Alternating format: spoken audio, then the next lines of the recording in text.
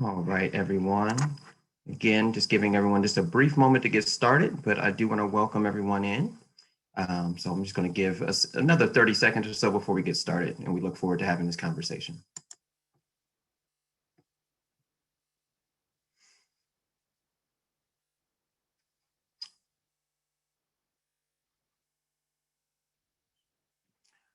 All righty, well, it looks like people are starting to flow in a little bit, so I would like to welcome everyone. So good afternoon, and thank you for joining United Way's engagement opportunity on the history of Juneteenth, part of a Learn United series designed to highlight the narratives of a variety of voices in our community. My name is Patrick Gamble. I'm a relationship manager here with the United Way of Central Ohio. And today we are joined by an extra special guest and a dear friend of mine, Taisha Radford Shorts, an educator, a prolific writer and poet, and a member of Maroon Arts Group. So today we will challenge our understanding of Juneteenth. We'll explore the context of its history and discuss ways to honor its legacy. So Taisha, it's a pleasure to have you. Welcome. Before we get started, would you mind just taking a moment to introduce yourself, perhaps a little bit, and tell us a little bit about the things that you do and the service that you help to oversee as a board member of Maroon Arts Group? Absolutely. So thank you for having me. I'm actually going to have to take you everywhere with me, PJ. That was a wonderful and warm introduction. My name is Taisha Radford Shorts. My pronouns are she, her, and hers. I'm a diversity, equity, and inclusion practitioner at the university level. I've been doing that for a little over a decade now, both within national organizations, but then also at the academic level. Outside of kind of my professional work, I'm actively involved with local organizations, local nonprofit organizations.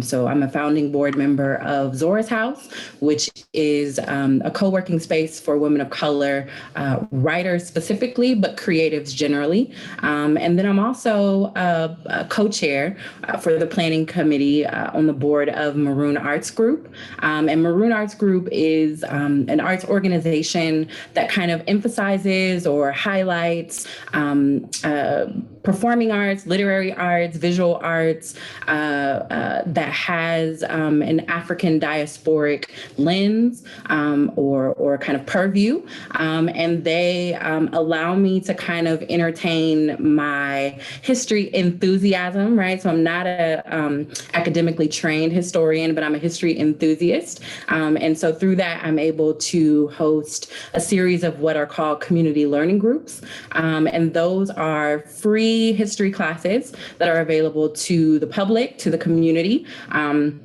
They used to be face-to-face, but obviously we've had to make some transitions as a result of the pandemic, which actually broadened our reach. And so we were able to host the learning sessions online and have folks participate with us as far as Ghana, West Africa. So I'm very excited about that. And imagine that work that was done has kind of allowed me to be here today. That history enthusiasm has allowed me to be here with you all today. Absolutely, and in those community learning groups that you offer, like you said, normalized times, you offered them in the King Lincoln District, Bronzeville neighborhood, right? How did you get started with that? What types of, I guess, class titles or topics did you offer in the past, or might you in the future? Absolutely. So it's definitely not an idea of my own. It is a practice that was kind of given to me by one of my mentors, Paul Jawanza Cook Sr., who is an academically trained historian and political scientist who's taught at The Ohio State University and Sinclair Community College, Central State University. And he actually began teaching free history classes about African American history at The Ohio State University African American and African Studies Department Community Extension Center. So also in the King Lincoln Bronzeville area, and introduced us to kind of this idea of a communal style learning, right? Learning that doesn't have to take place in traditional classrooms. And I've kind of taken up that mantle in his stead for the past, I want to say 6 years now. So it's been a little bit of a journey for me in that regard. We've covered topics from Maroon Societies, which is a group of people after whom Maroon Arts Group is named. And hopefully we'll get to talk about them a little bit more in our talk today. We've also talked about Angela Davis, James Baldwin. We've talked about radical Black art, the Harlem Renaissance. So we kind of touch on a lot of historical topics that are not really emphasized in K-16 learning, right? But also that help us to challenge our understanding of things that we perhaps have been introduced to, but didn't really have a community within which to have discussions about those things. Oh, that's great. That's excellent. Well, kind of as we jump into the conversation of today, the history of Juneteenth, we'll kind of, it's complicated. So we'll start just kind of at the origin. So because last summer specifically, we're all aware that our country came face to face with what was then the latest moments of reckoning with regards to racial injustices. We saw many organizations come to terms with the fact that they too simply couldn't do business the same anymore. Even here at the United Way of Central Ohio, we've fundamentally made some shifts. And we may have been one of the first organizations in the city to take the opportunity to make Juneteenth a paid holiday for our staff members, to give us a chance to honor the historical significance of the holiday, as well as take time out to think through how we can learn from our past, develop paths to a more equitable future. But there are many people out there listening today who may not know much about the holiday and its origins. Could you just share with us how Juneteenth came to be? Sure. So I agree. Juneteenth is somewhat of a challenging holiday, or a challenging kind of moment in history, right? I'm still challenged by it even today. But it is, so the term Juneteenth is a combination of the words June and 19th. It actually commemorates the date on which Union troops arrived in Galveston, Texas, and made the announcement or shared the proclamation that bondmen and bondwomen had been freed, declared free by the President of the United States at the time, Abraham Lincoln. And the significance that's kind of been brought or understood about Juneteenth is that the proclamation that had been kind of referenced had been issued or had gone into effect January 1 of 1863.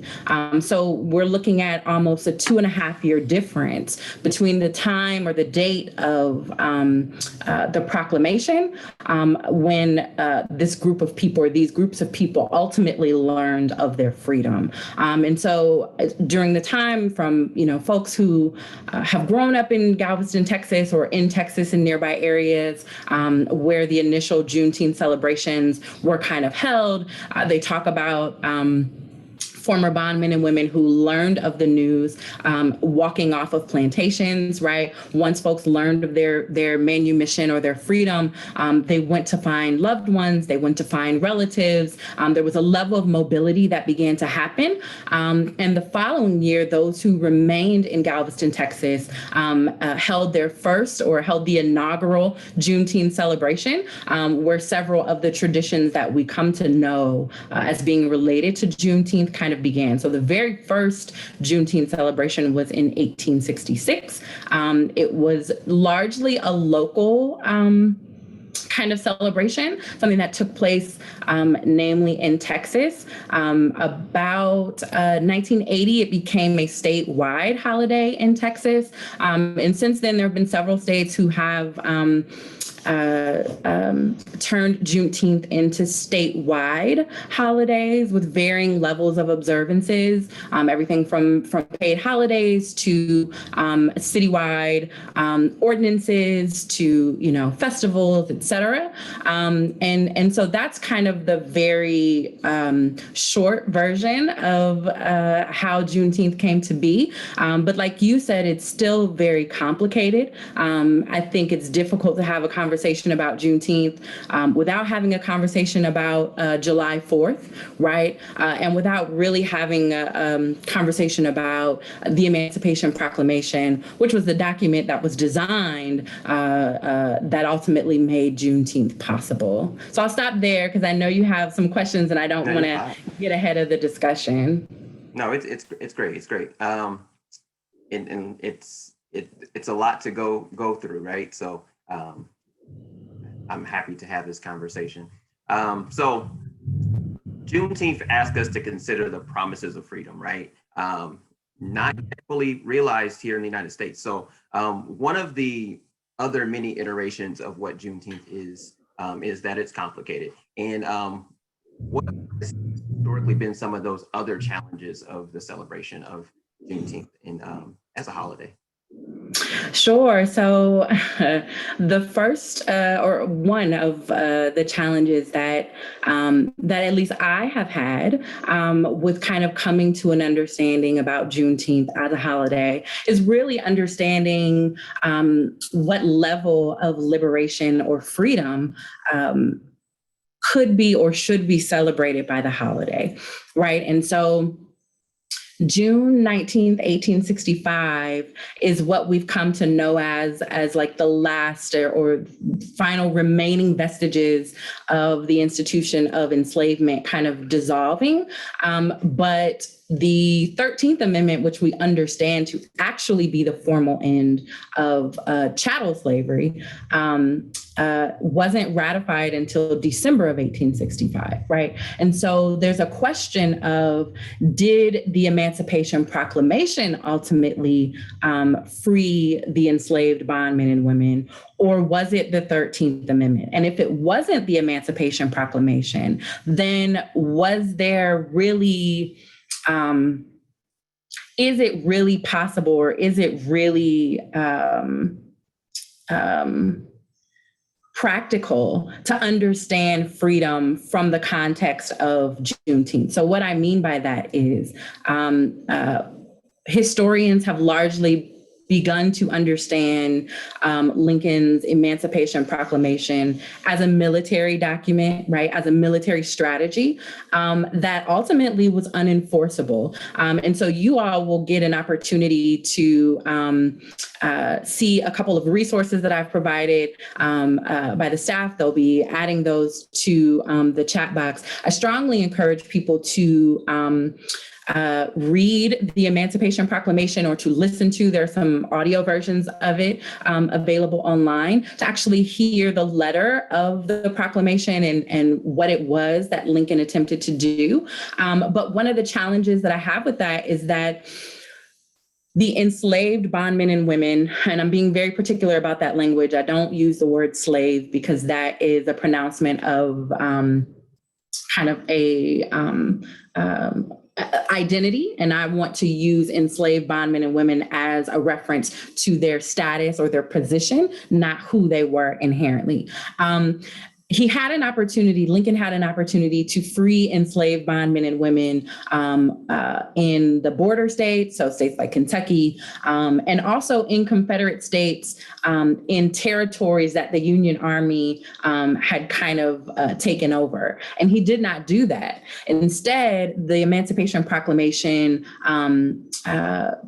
indicated that enslaved bondmen and women in territories over which Lincoln no longer had control would be freed, right? And so it wasn't an enforceable document. And up until April of 1865, when General Lee surrendered, right, to General Grant and ultimately ended what we understand to be ended the Civil War at Appomattox, wasn't something that Union troops were even in a position to enforce, right? And so there's really this question of whether or not the Emancipation Proclamation as a document really freed anyone. And so if there's a question about that, then there's a question about General Order Number 3, which is a summation of that proclamation, and whether or not the Union Army actually had the authority or the sovereignty to free anyone on that day.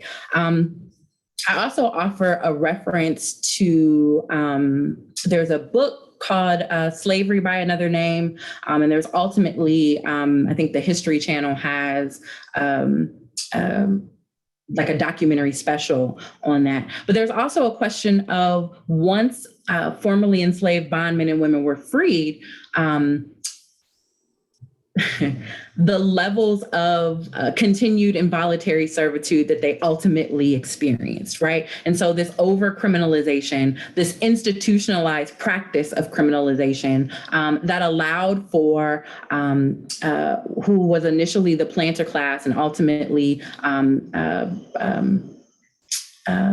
owners within the industrial kind of revolution were able to take on labor that would have initially been enslaved labor and used methods of criminalization and criminality to extract labor from these people, right? And so we're looking at a document, we're looking at an act as a way to celebrate freedom, but it's difficult to demarcate that time period as one of actual freedom. And so that tends to be the challenge that I have with the celebration in and of itself, but then ultimately the history that produced the material conditions, some of which we're still experiencing today. Absolutely. So you mentioned, more recent efforts. 2020 saw several state governors take steps to officially recognize Juneteenth in their states.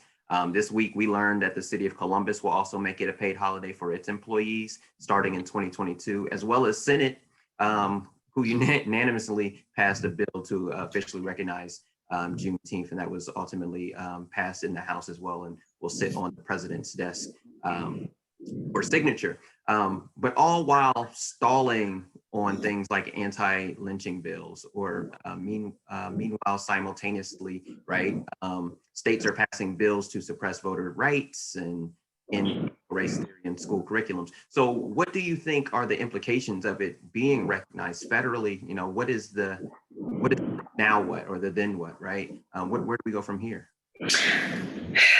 That's the $1 million question, right? That's kind of what, I've been asking myself, and I've been in community with peers, kind of asking. I think there's a question of of symbolism over substance, right? And so just as you pointed out, this idea that turning Juneteenth into a federal holiday, which it's just the 12th federal holiday, which is amazing because there's been over 1,100 submissions for additional holidays. But this is just the 12th to actually get this far in the process. But understanding, right, and I want to be clear that I'm looking at this from the context of Black Americans or groups of people who are the descendants of formerly enslaved bondmen and women, right? So we're looking at populations whose, the wage gap is vastly different from their counterparts whose household incomes are vastly different, and material wealth, who are ultimately seeing rates of incarceration, imprisonment, parole, et cetera, at vastly higher rates, right? So we're seeing these disparities. We're seeing these differences in institutional treatment and oppression that are happening simultaneously with Juneteenth being instituted as a federal holiday. And so the question then becomes, is there really a freedom to celebrate, or at what level is that freedom celebrated? What does it mean to have a national holiday for a government that has yet to formally apologize for the institution of slavery? So when we look at reparations movements, when we look at, and I'm not talking necessarily about a monetary reparation, but I'm talking about a nation state or a country attempting to make good on a past misdeed. We have yet to even receive a formal apology or a formal kind of ordinance that kind of addresses the institution of enslavement. But there's this passage, right, of looking at Juneteenth as a federal holiday and celebrating that without acknowledging past deeds or past wrongs that were done. So that ends up being a question. I'm also challenged too with the why now, and I don't have a question for that. I know or an answer for that rather. We were having a conversation earlier about, and I want to look at Columbus specifically as an example, that there were Juneteenth celebrations that were happening in the city of Columbus, I think beginning in 1990 for sure, that were going on for 25, 26 years, up until about 2014, 2016. And so it was very clear that this was something that was important to Black residents in the city of Columbus, that this was something that Black residents were attending, that found value in, right? And it wasn't largely kind of adopted by the city until after, things kind of fell apart with the original celebration. And, that's a separate conversation. But even in the interim, right, between 2015 and now, there was no real city effort or city initiative to take that on. And so then the question really does become, why now? What is it ultimately that cities across the country, that our city is hoping to communicate or to convey to its Black residents? Is this even something that is in conversation with the Black residents here? And will this continue to be, there's a phrase that says, keep that same energy, right? To make sure that we are being as consistent with our efforts toward the end as we were when we began. That's ultimately what that phrase means. Will the city keep that same energy a generation from now, when we have shifted our focus from extra legal force by police violence, or when we've added that on to another issue of national attention, right? Will we keep that same energy? My hope is that we will, but the evidence has not shown that. And so the question really is, why now? And I unfortunately don't have an answer. I have guesses, right? We can speculate, but I would be curious to know about that as well. Absolutely. So I guess my question would be for you is, despite its challenges, right, it's still a moment to be commemorated. And oftentimes it is celebratory. It can look celebratory, and within our communities, it can look like moments of resilience and solidarity in our communities. What do you think is kind of the best use of our time as we look to honor Juneteenth from a Black American lens, as well as for our allies, right? There are many allies who do want to see reconciliation for the Black and Brown communities, right? What do you think are things that we can do moving forward for days like this weekend? What are your thoughts on that? Sure. So I think that's actually a great question. I think that's something that as people are discovering the holiday or hearing about the holiday, that's a great question that we should be asking ourselves and asking each other. I want to use two federal holidays as examples of potentially ways in which we can get things right and ways in which perhaps we haven't gotten things all the way right. And so I'm thinking of the MLK holiday or MLK birthday in January.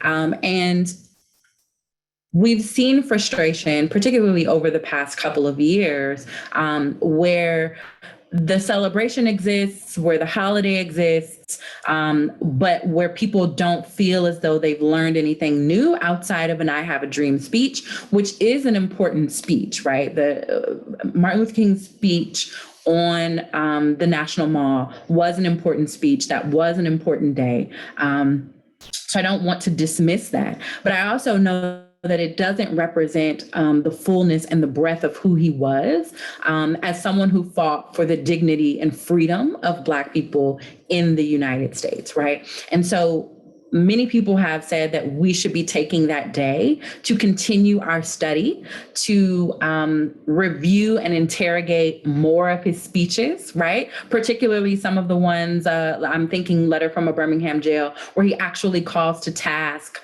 several liberals who are in his life, who he feels have not done enough toward progressive justice, right? Really taking a look at the words that he said, the evolution, right, of his efforts over time, and considering that, right? So using the holiday as an opportunity to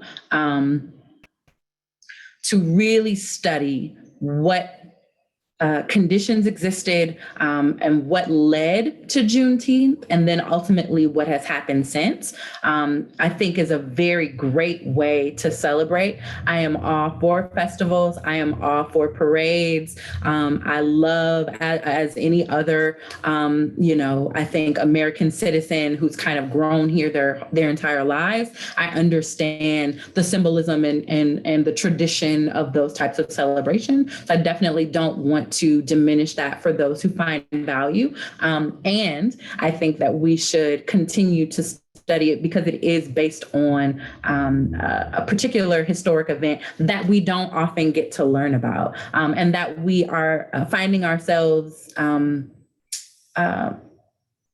decreasingly able to learn about as issues of race and matters of racialized history are on the chopping block in our schools.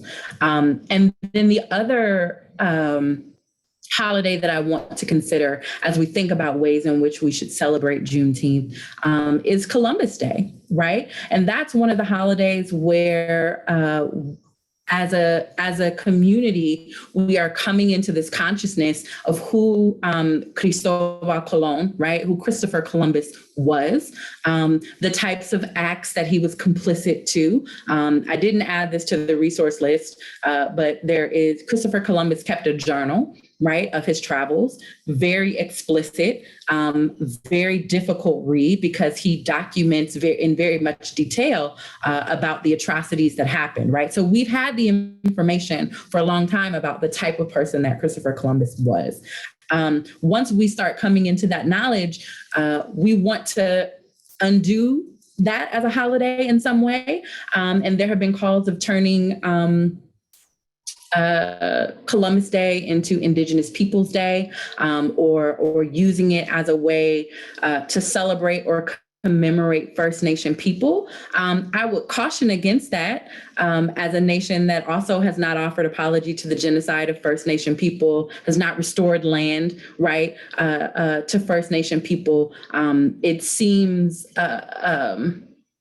it's insult to injury to as the government to honor First Nation people with a holiday without doing any type of substantive reparation in that regard. So if we determine years from now that perhaps Juneteenth maybe shouldn't have been a holiday, or maybe we should have done some other things, my hope is that we don't overcorrect in a way that would continue to do damage and continue to do harm to the communities that we say that we love and want to protect.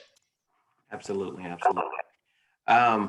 So, as we kind of wrap the conversation up, again, I want to turn our attention to the chat box. We've got some really, really great resources that I kind of want to just kind of read through, just to draw people's attention to.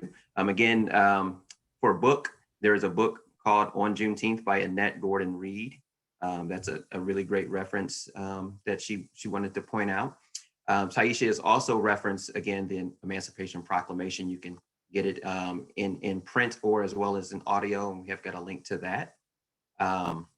We've also have the resource Slavery by Another Name, The Re-Enslavement of Black Americans from Civil War to World War II by Douglas A. Blackman. And that is a PBS special or documentary that you can view. And I believe you said it is also a book or has a print copy. It was originally a book, a text, and I can't recall if it was the History Channel or PBS did like a 2-part documentary special about it. So I'll have to try to find another link. Someone is indicating that the one that was provided is broken or isn't working. But if you Google "Slavery by Another Name," both the book and the documentary special should come up, and so hopefully you'll be able to access that. Absolutely. And then you've referenced the General Order Number 3. So you provided a link for it as well. There's also an article by the New York Times that you've referenced. So you want to learn more about Juneteenth. Can I say something about, so I added the primary source material, specifically the Emancipation Proclamation document itself, and then General Order Number 3 itself, so that we can actually read the language that was used. I find it very interesting, and have always found it interesting, that in both the Emancipation Proclamation, I believe, and General Order Number 3, but definitely in the proclamation, that there's a clause that advises free Black people not to engage in violence and instead to stay on the plantations and labor. And so, just this dichotomy between what we understand the document to mean and to have represented, and then ultimately what it actually did, right? So even in this document that is purporting to free or to be liberatory, it's still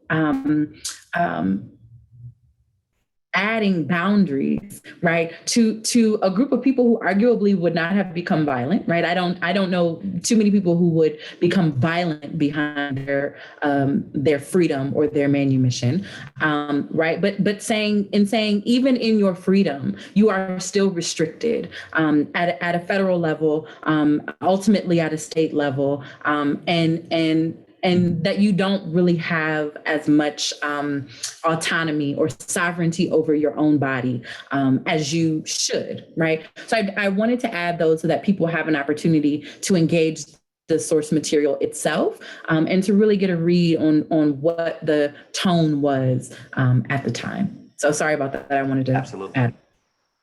No. That's a great interjection. You've also provided another primary source in the Reconstruction Amendments as well. Yeah, so the 13th, 14th, and 15th Amendments were very important. I know we won't have as much time to get into that today, but I definitely wanted to add that because a stipulation for a lot of Confederate states to rejoin the Union, and rejoining the Union meant aid, right? That I want to be very clear about that. That meant, your economies are, completely obliterated, need aid, rejoin the Union. And if only 10%, if only 10% of your representatives agree to abolishing the institution of slavery, to establishing citizenship based on where one is born, and extending the franchise to Black men, then you can join the Union, which, if 10% of the people on this call say we're going to change the topic, right? The other 90% are going to be looking like, what in the world is going on? So I think that it's also important to kind of consider the ways in which concessions were made. And I think that will ultimately help us understand the terror, right, that Black folks began to experience in the early 20th century that ultimately led to the Great Migration, and a mass exodus from the Southern states to the Midwest, and ultimately to the West. Absolutely. And then finally, you made reference to a really great episode of a Netflix series called High on the Hog. Would you mind prefacing just kind of what that episode is about, and as we encourage people to go and watch it? Sure. So the series, the whole series is about the ways in which different food practices, both types of food and then ultimately the cooking or preparation of food, began in parts of Africa and were brought here through the transatlantic slave trade. This particular episode talks about the tradition of Juneteenth and some of the practices that people who began celebration of Juneteenth in Texas and then ultimately that spread across the country have kind of kept. So eating certain types of red foods and certain types of not just brisket, but certain types of Texas style barbecue, et cetera, as being a tradition or symbolism of the ways in which communities celebrate Juneteenth. So it's a very rich series generally, but the discussion about Juneteenth is specifically on that episode.